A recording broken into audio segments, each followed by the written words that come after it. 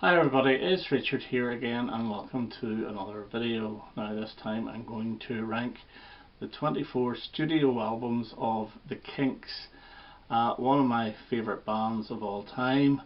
And there's been quite a few Kinks videos doing the rounds at the moment, and that's why I'm doing this, because it put me in the mood to listening to them again. And my thoughts have changed a little bit. A couple of years ago there's certain albums which I didn't rate at all. I actually rate quite a bit now. I'll tell you, there's one video you should watch, and that is Mike PC31, who did a video, it must have been a year or even more than that ago, ranking the Kinks albums. He's a huge Kinks fan. He plays in a Kinks tribute band, and I'll put a link to that video below. Okay, 24 albums, and this is listening pleasure. It's the way I do this now, because I played them all over the past few weeks. I will say one thing though, every Kinks album has something good about it. At worst, the albums I think are okay. At best, they're absolutely stunning. So coming in for my number 24, and this might be a surprise to some people, but I'm going to give it to the debut album, and the reason is there's two magnificent songs off this, You Really Got Me and Stop Your Sobbing, and they get on every single compilation, and quite rightly so. And there's a couple of other decent Ray Davies songs like So Mystifying and I Just Can't Go to Sleep, but the rest of it is filled with that R&B beat sound from the early to mid 60s, which I'm not really a big fan of. And so this is one album that I would very rarely go to. If I wanted to hear Stop Your Sobbing or You Really Got Me, any compilation will have it and it will be played off it. But it's still not a bad album, but it's one that I would rarely go back to. So that's number 24, the Kinks from 1964. Okay, my number 23, and it is their last album from 1993, and it is Phobia, and this is better than I remembered. I really do like Wall of Fire, which opens the album. Well, it's an opening and then Wall of Fire, and I really do like the song Scattered. The single Only a Dream, which I think is very good, although it's not the same version as my single that I bought at the time, but it's still very good. And the rest of the songs are okay, but this is far too long, and it is a rock album. Another one I do like is Hatred, a duet with Ray and Dave singing. And there's some other songs here are alright. The Informer's alright. Drift Away is not very good, but as I say, it is far too long, and you could have got a decent 10-track album off this, and it's 16 tracks. But yeah, it's better than what I thought, and it gets my number 23. At number 22 from 1989, it's the one before Phobia, and it's UK Jive. This gets above Phobia for two songs, the brilliant Now and Then, and what's it, War Is Over, which is very Kinksy. I know that sounds silly, very Kinksy, but it has that sort of Kinks quirkiness about it. Some of it is a little bit dated, like Down All the Days Till 1992 is a good song, but there is dated synth in it, and some of it's quite heavy, like Aggravation and How Do I Get Close. UK Jive's not a bad song. Dear Margaret is terrible, and Looney Balloon's half decent. So yeah, again, this one I enjoyed more than I thought I would, but it still falls at number 22. And number 21 from 1971 is the soundtrack for Percy. This has got two blinding tracks on, absolutely blinding tracks, God's Children and Dreams. And there's a couple of other decent songs off here as well, like Moments and The Way Love Used to Be. But there's a few tracks that are instrumentals, like there's an instrumental of Lola, which sounds as if it's played by the resident band on a cruise ship in 1973. It's just not really that great. Helga's not bad. Animals in the Zoo's not bad. It's a decent album. But yet again, it's a soundtrack album, and I've never seen the film. So that's Percy from 1971. At number 20, and from 1983, I have State of Confusion. Now this has got the big hit single Come Dancing, which is great. It's got Don't Forget to Dance, which is even better. And the third single, which I think is a double A side, State of Confusion and Heart of Gold. Now, State of Confusion is one of those sort of fist pumping songs, sing out loud, which is not great, but Harder Gold's a decent little number. Other tracks I enjoy off this are Property. Bernadette, the rocker by Dave Davis, is not very good. Labour of Love's quite good. Definitely Maybe it's a bit silly. Young Conservatives, not great. Again, I enjoyed this more than I always had, but it falls at number 20 for me. At number 19, and their second album from 1965, and it's Kinda Kinks, and this is a vast improvement on the first one. There's a lot more Ray Davies songs off it. There is a couple of those beat songs which just don't work, like Look For Me Baby and Dancing in the Street, and both of those songs open each side, which is weird. Got My Feet On the Ground's really good, and Wonder Where My Baby Is Tonight are those type of beat songs but written by Ray himself, and I think they sound pretty good. Tired of Waiting is the #1 hit, but there's a couple of absolute corkers off here that I have always loved, and that is Come On Now with Dave Davis on lead and Something Better Beginning. So this is a huge improvement on the debut, and that gets my number 19. And my number 18 is from 1984, and it's Word of Mouth. This is actually a very consistent album. The highlights may not be as high as in the previous album of State of Confusion, but you still get songs that I really like Massive Reductions, which is it's a remake of actually the B-side of Better Things from 1981. The original version is actually better. This is a little bit more dated. I've always liked Too Hot, which has got a little bit of a sugar feel to it with the keyboard. Missing Persons, I think, is a really nice song. Dave Davis is Living on a Thin Line is one of his best ever songs. Good Day, which was the first single to be released off this, I think is very good as well. It mentions Diana Dors. And the most popular track off this, and I think it's just alright, is Do It Again. So it's a good album. Number 18 is Word of Mouth from 1984. And number 17, and this was the big surprise for me, and I really enjoyed it this time, and it is Think Visual. It starts off Working at the Factory, which is a decent song. Lost and Found, I think, is wonderful. It is so dated, it's full of 80s synths, but I really like that song.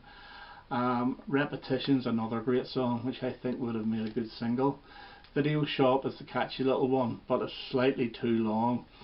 It's over 4 minutes. If it was 2.5 to 3 minutes long, I think it would work much better. Rock and Roll Cities, I think, is really good. I like Dave's voice in that. How Are You is decent. Natural Gift has got a real sort of little hook to it that I really do like. And Killing Time's a good song. This surprised me. I would have put this second last normally, but it has jumped up now to number 17, and that's from 1986. Number 16, and from 1965, is the Kink Controversy. Yeah, again, we still get a little bit of that beat R&B with the opener Milk Cow Blues, but this is where Ray Davis's songwriting really does mature.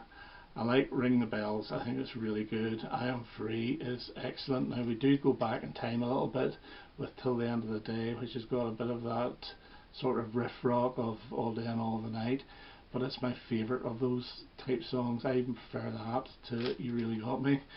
I'm on an Island, I think, is great. Where Have All the Good Times Gone, which is covered by David Bowie, is a great song. And I've always loved What's in Store for Me. This is a good album. It's still not right up there with their 60s, but it's not far away, and that gets my number 16. Number 15 from 1972 is Everybody's in Showbiz, Everybody's a Star. Now this is a double album. One album is live, which I'm not counting in this ranking, I'm just counting the studio album. And this has got a couple of his best ever songs with Celluloid Heroes and Sitting in My Hotel. It starts off well with Here Comes Yet Another Day, but I've got a live version of that on a French double compilation, which is actually better, but it's still a really good song. Motorway has like a really good little guitar hook to it, which I think is great. And Supersonic Rocket Ship is a fantastic single, which was their last hit single before Come Dancing. The problem with this is there's a couple that I'm not as keen on, like Maximum Consumption and Unreal Reality. Now they're decent songs, but they're all about food, really. Most of this album is about food, but it is enjoyable, but the highlights are really high. I'm not saying the lowlights are low, but they're just not the same standard. But it's still a good album, and I guess my number 15. At number 14, and the big hit, or the second big hit in America from the Arista years, is Give the People What They Want. Now this has Better Things on it, which is one of their best ever singles, full stop. It starts off blistering with Around the Dial, which has got a really fantastic riff on it. Predictable, which was the second single, which is a weird choice, but I absolutely love it. Yo-Yo's pretty good. A little bit of Abuse is pretty good as well. Now there's a couple of dodgy songs on here, like Art Lover, which I'm not that keen on. I don't like the lyrics, come to daddy and I'll buy you some spangles. You know, it's really creepy. But overall it's a pretty good album, and this did really well in the States. So that's my number 14. And number 13 from 1975, and it's soap opera, and this one usually gets slated. I think this is really good. I think of all the concept albums, this is the most accessible. You get really great songs like Underneath the Neon Sign, I think is beautiful. Everybody's a Star, Star Maker is great. Ducks on the Wall I think is very funny, and the sound of the duck at the start sounds like a duck getting slaughtered, but still. Facing the Crowd, You Can't Stop the Music, it's a good album, and I don't mind the narrative in there with Norman and his wife. I think is really, really funny, especially whenever she says, would you like some steamed pudding and custard for afters. Good album, number 13 for me. And number 12 is the first for Arista, and this has grown on me, and it's Sleepwalker, and this was the one that I can't remember your guy's name that owned Arista, says I want a rock album, I don't want a concept album. I used to think this was boring, but it actually has improved for me. I love Life on the Road, again it's one of my favourite Kinks songs, but songs like Sleepwalker, Life Goes On, Full Moon, and even Stormy Sky are really good. It is more arena rock, but yeah, and it sounds like the 70s. It sounds, there's no sort of new wavy sound for 1977, so it sounds more mid-70s, but still it's a very good album. And my number 11 is Schoolboys in Disgrace, which is the last for RCA and the last of the concept albums, and this is filled with great tracks all about school. Hard Way is my favourite song off this, and they played this live quite a bit. It actually is the opener for the live album One for the Road, and whenever I saw them live they played it, and it was a really good bouncy number. The First Time We Fall in Love, it's got a bit of a doo-wop feel to it, which is brilliant. Jack the Idiot's Dance is actually, it's a good wee quirky almost rock and rolly type number, which is fantastic. The Last Assembly and No More Looking Back I think is great. Education was the one I wasn't that keen on, but it's grown on me. It's a bit long, it's 6 minutes long, but it goes in different directions, and the finale at the end reprises Education. So I'm in Disgrace. It's just another great little almost mod type sound number, but really good album. Terrible cover though.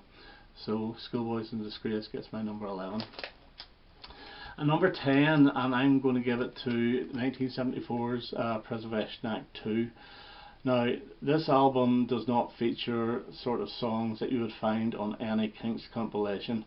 This is the most theatrical and overblown of all their concept albums, but together as one piece it really works. The only song that you could consider really to feature on a hits album would be Mirror of Love, or even He's Evil, which are really two really good songs. I hated this at the start. I absolutely detested this album, but repeated listens it really has grown on me. I do love Oh Where Is Love, Artificial Man, When the Solution Comes. Now it's just a concept about a corrupt government, and it's been taken over by the People's Liberation Front, and then it turns all socialist, and there's no TV, there's no this, there's no that, and there's curfews, etc. It's a really good album, full of narrative, but again, it's one of those albums you wouldn't pick songs out to make a compilation tape or a compilation CD. It has to be listened to as one piece, and that's Preservation Act 2. And my number 9 is the one before it, and it is Preservation Act 1 from 1973. And this has some really big highlights on it, like Sweet Lady Genevieve, Sitting in the Midday Sun, Daylight, and the voice on the opener Morning Song is absolutely gorgeous. This is just a really strong album. It does pave the way to the next album, Preservation Act 2, with tracks like Here Comes Flash, Demolition. This also features One of the Survivors, which is a really good rock song. Excellent album, and that gets my number 9. And number 8 from 1978, and I think this is their most new wavy album, and it's Misfits. The title track is gorgeous.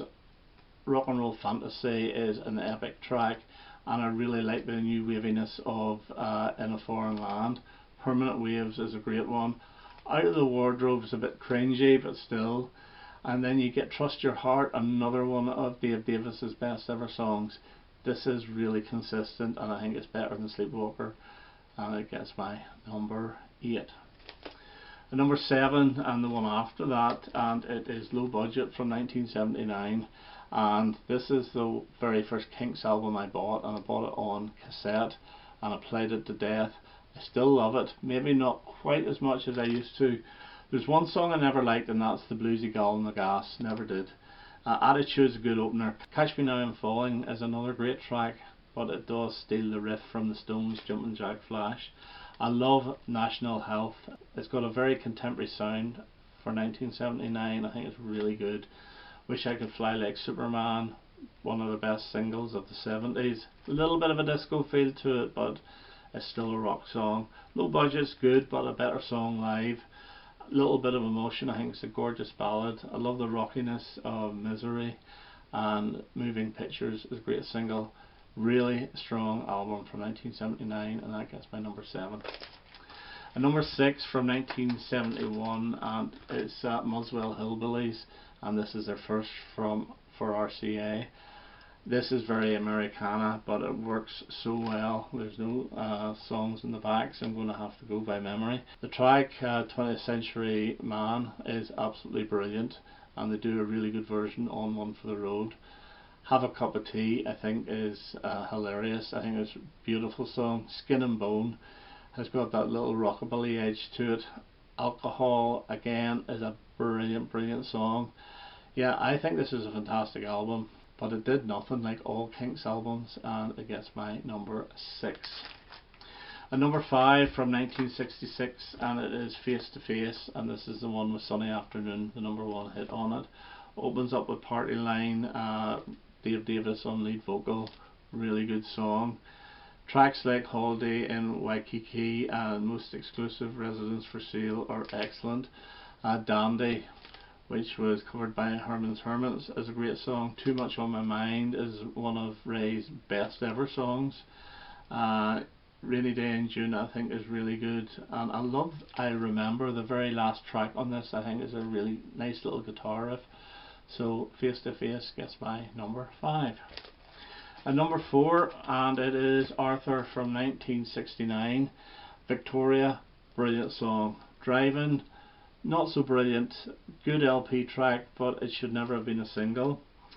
Shangri-La is an epic, but I don't think it should have been a single either. You get Some Mother's Son, Yes Sir No Sir, 2 fantastic songs, especially Some Mother's Son, which about war and losing their son, is a fantastic song. Young and Innocent Days is great. Australia's good, goes on a little bit too long, as does Arthur, which is great, but it goes on a little bit too long. But yeah, absolutely love this album, and it's my number 4. Number 3, and it's from 1970, and it's Lola versus Parman and the Money Go Round. 2 big hit singles, Lola and 8 Man, and side 2 starts off with This Time Tomorrow and A Long Way From Home, which is absolutely great. Got to Be Free is like a reworked version of the opener on side 1, The Contenders, and we also have another one of Dave's great songs, and that's Strangers. Get Back in Line I think is fantastic, and The Money Go Round, it's only about a minute and a half long, and it's a scathing song done in a very upbeat way, and I think it's fantastic again. And then you get a really good heavy riff of Parman. Excellent album from 1970. That's my number 3. And my number 2 from 1967, and it is Something Else by the Kinks. And here we have Waterloo Sunset, unbelievably good. Death of a Clown, unbelievably good. David Watts, unbelievably good. But there's other great songs on here like Two Sisters and No Return. Really excellent songs. Harry Rag I think is catchy, as is Tin Soldier Man. Funny Face I really do like, one of Dave's songs. And End of Season, again another great song, and another one about tea, afternoon tea this time. Really excellent. And so 1967 I think is their last studio album to chart here. So that's my number 2, which means my number 1, and there's no surprise really, and it's Kinks or the Village Green Preservation Society. No hit singles off this, although the 2 singles around that time I believe were Days and Wonder Boy. It is whimsical, it is funny, it's so English, and it's so enjoyable. It starts off with the Village Green Preservation Society, which is a great song. Highlights for me are Animal Farm. They're really bouncy, all of my friends were there. Monica I think is great. Picture Book is one of their best ever songs. Starstruck, which I think could have been a single, and it may have been in some territories. Even things like Phenomenal Cat I think it's weird, but it's really, really satisfying. Love this album to bits, and it's my favourite album I believe of 1968. Either that or the Beatles' White Album, but I think I would actually give it to this. But I think my all-time favourite song off this is Sitting by the Riverside. Again, so English but so enjoyable. So that's my number 1. The Kinks are the Village Green Preservation Society. Okay, so that's my ranking of the Kinks albums. I hope you enjoyed that, and I'm sure you completely disagree with my choices. So if you want to put your own top 5 or whatever in the comments below, I would appreciate it. Okay, that's me for now. All the best now. Bye bye.